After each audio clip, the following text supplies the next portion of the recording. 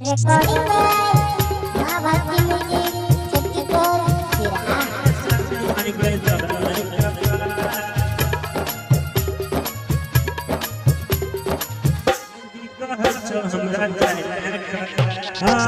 कदेले शादी मांगे जरल कपार मोगी कहे छो हमरा जाइले कतार ओकरे याद में हम टेंशन में छी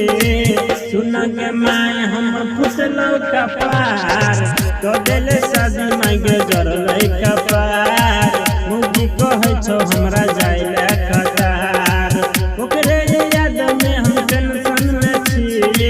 सुन के माय हमर फुटलो कपार कदेले शादी मांगे जरल कपार मुगी कहे छो हमरा जाइले कतार शादी मांगे जरल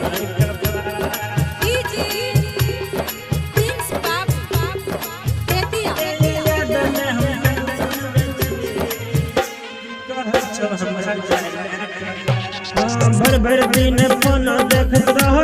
उठोगे एकोटा न काम काज को ध्यान न बैठोगे भर भर दिन फोन में तो ढुकल रहे छोगे एकोटा न काम काज को ध्यान न बैठोगे केहना सज गेलो हमरा कपार मोगी कहे छो हमरा जाइले कतार ओकरे याद में हम टेंशन में छी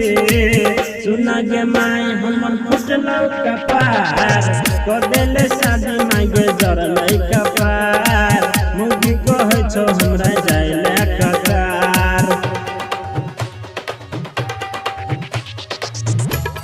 शादी मांगे जरल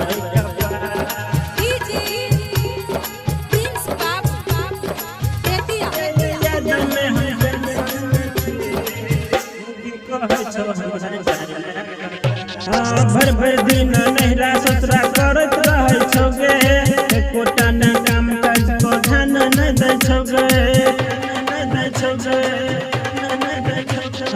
भर भर दिन नहरा ससुरा करत रहे छोगे एकोटा न काम काज को ध्यान न दै छोगे राइटर राजू के छोड़ दे के साथ सिंगर उमेश के धैर्य लेते गे हाथ ओकरे याद में हम टेंशन में छी सुन के माय हमर फुटलो कपार कदेले शादी मांगे जरल कपार मोगी कहे छो हमरा जाइले कतार ओकरे याद में हम टेंशन में छी सुन के माय हमर फुटलो कपार कदेले शादी मांगे जरल कपार मोगी कहे छो हमरा